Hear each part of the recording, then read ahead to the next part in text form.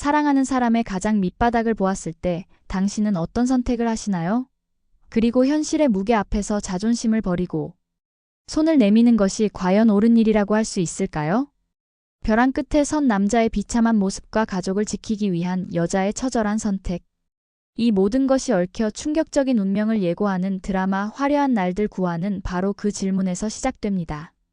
지금까지 감춰져 있던 인물들의 내면이 적나라하게 드러나고 그들의 관계는 다시 한번 폭풍우를 맞이했습니다. 이번 회차의 주인공은 단연 이지혁과 지은호였어요. 이지혁은 한때 잘생기고 능력 있는 건축가로 늘 자신만만하고 냉정해 보였던 인물이었죠. 사랑보다는 일을 택하고 결혼은 필요 없다던 철저한 비혼주의자였고요. 특히 지은호가 자신을 짝사랑하는 것을 알면서도 매몰차게 거절했던 냉혹한 선배이기도 했습니다. 그랬던 그가 이제는 가진 돈도 기댈 곳도 없는 처지가 돼버렸어요. 선배의 도움을 받아 지은호가 매니저로 있는 카페. 한쪽 창고에서 마음대로 집이라는 셀프 인테리어 사업을 준비하고 있었죠. 반면 지은호는 해맑고 긍정적인 성격이었지만 이지혁에게만큼은 차가운 마음의 벽을 세운 상태였어요. 그녀는 이지혁에게 용기 내 고백했다가 차갑게 거절당한 뒤 그를 철저히 외면하며 개인적인 관계를 끊으려 노력하고 있었죠. 그리고 그들의 관계 속에서 두 사람을 모두 사랑하는 마음으로 괴로워하는 박성재가 있었고요. 이지혁의 가장 친한 친구인 동시에 지은호를 향한 마음을 감추지 못해 언제나 조바심을 냈던 인물이었죠. 세 사람의 복잡한 감정은 마치 얽히고 설킨 실타래처럼 서로를 옥죄고 있었어요. 모든 이야기는 지은호가 이지혁의 치사한 능력을 꼬집는 말에서부터 시작되었습니다. 지은호는 그거잖아. 정말 치사한 능력까지 있었네라고 말하며 이지혁의 본질을 꿰뚫어 보았어요. 그들의 대화는 마치 칼날 위를 걷는 듯한 긴장감을 자아냈는데요. 지은호는 더 이상 이지혁과 같은 공간에 머무르고 싶지 않다는 듯 단호하게 내가 그만둘 거니까라며 이 카페를 떠나겠다고 선언했습니다. 절이 싫으면 중이 떠난다는 말까지 덧붙이면서요. 그 말은 이지혁의 마지막 자존심을 짓밟는 것과 다름없었죠. 지은호의 단호한 말에 이지혁은 당황스러움을 넘어 불안에 휩싸였어요.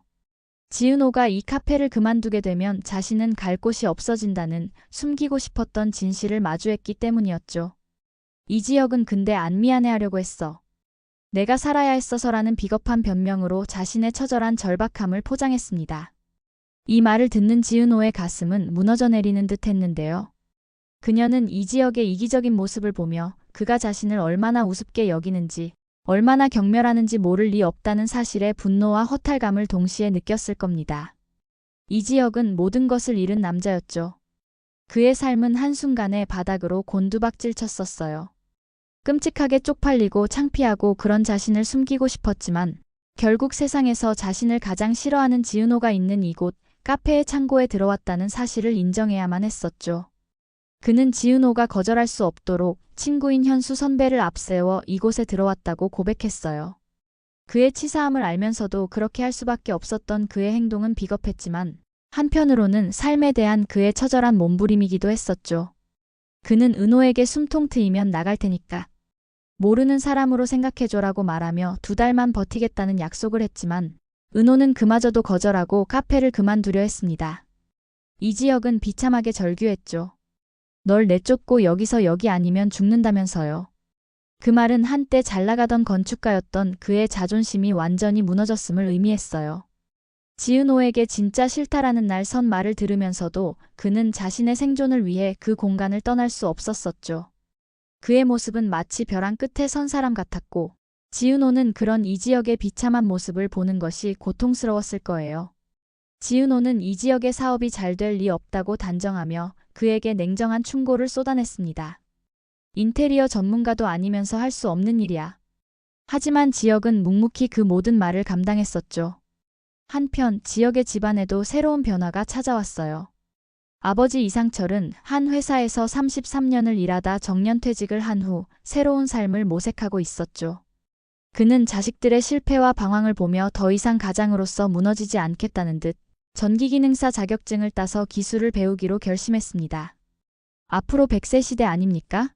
어머니, 긴 저울 남았는데 기술이 최고입니다.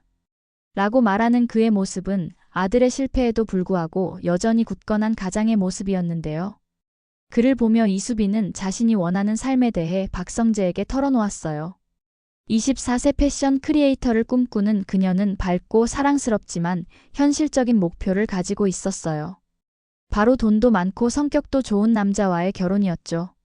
그녀는 결혼정보회사에 가입했다는 사실을 박성재에게 털어놓으며 자신의 논리를 펴나갔어요.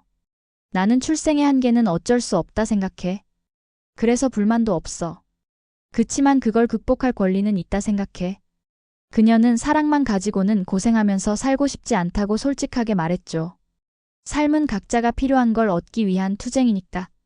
이 말을 들은 박성재는 이수빈의 이런 모습에서 이지혁의 계산적인 면을 떠올렸습니다. 하지만 동시에 그녀의 절박한 투쟁을 이해하고 조용히 그녀의 곁을 지켜주었었죠. 또 다른 곳에서는 지역의 할머니 조옥래와 외할아버지 김장수의 이야기가 펼쳐졌어요.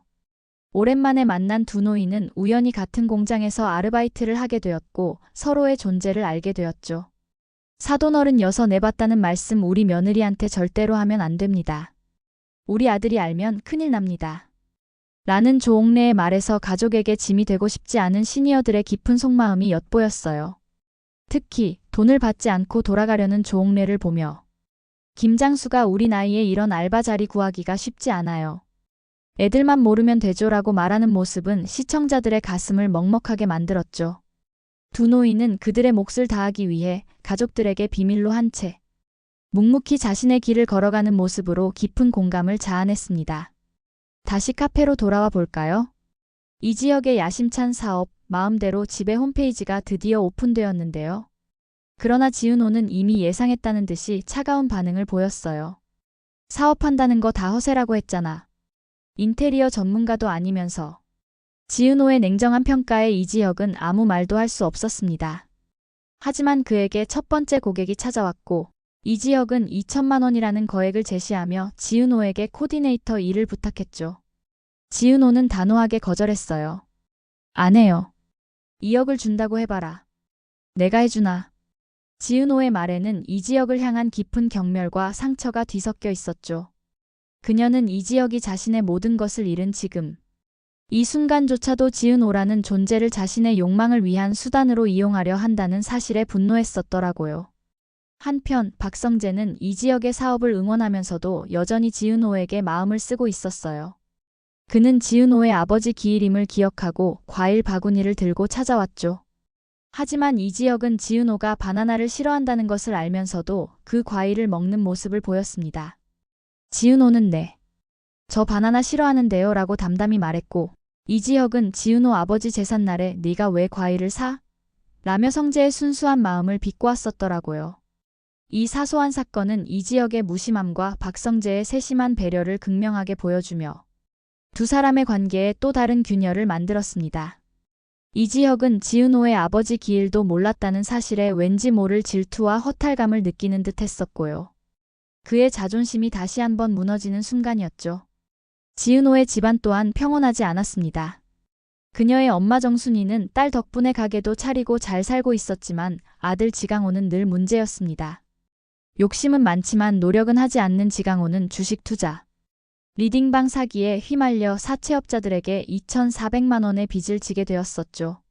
사채업자들은 지은호가 운영하는 카페까지 찾아와 난동을 부렸어요. 내 동생 새끼가 내 돈 줄 때까지 넌 어디든 내가 찾아가. 지은호는 가족의 평화를 깨뜨리는 사채업자들의 행패에 분노했습니다. 그녀의 눈빛은 마치 야생의 맹수처럼 살벌하게 빛났었는데요. 지은호는 일단 당신들이 돈 빌려준 건 예고 법이 가족들한테 대신 빚 받을 수 없어요. 그러니까 여기서 소란 피울 생각 말고 나가요라며 단호하게 말했죠. 하지만 이지혁은 재치 있게 매니저인 지은호가 핸드폰에 다 찍혔으니 곱게 돌아가라고 경고하며 사채업자들을 쫓아냈었죠. 이제 지은호는 절망의 끝에 섰습니다. 동생 지강호의 빚을 갚기 위해 자신이 사업자금으로 모아둔 2,400만 원을 전부 인출해 사채업자에게 건넸었거든요. 내 마지막 피 같은 돈이야 이거. 다신 얘한테 돈 빌려주지 마라. 자신의 꿈을 위한 소중한 돈이 동생의 한심한 사고 때문에 한순간에 사라진 거죠. 지은호는 자신의 아픈 마음을 애써 감추고 동생에게 차용증을 쓰게 하고 매일 가게 문 닫는 사진을 보내라며 단호하게 말했었죠. 지은호의 눈에는 분노와 함께 한없는 쓸쓸함이 감돌았었는데요.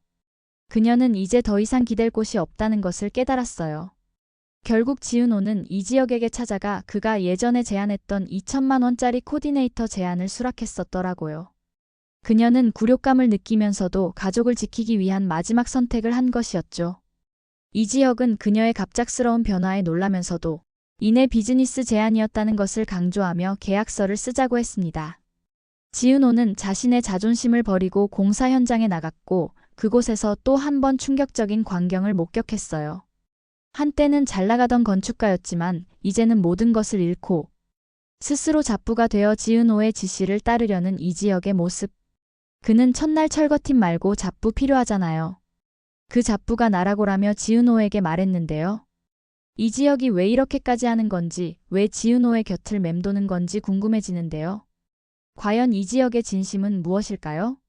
그리고 이지혁의 비즈니스 제안을 받아들인 지은호의 삶은 다시 예전처럼 돌아갈 수 있을까요? 절망의 끝에서 서로에게 손을 내민 두 사람. 과연 이 상처투성이 관계 속에서 다시 희망의 씨앗을 발견할 수 있을까요? 그리고 과연 그들의 인연은 어떤 방향으로 흘러가게 될까요? 그들의 이야기가 궁금하시다면 좋아요와 구독, 알림 설정 부탁드립니다. 다음 회차에 계속 이어집니다.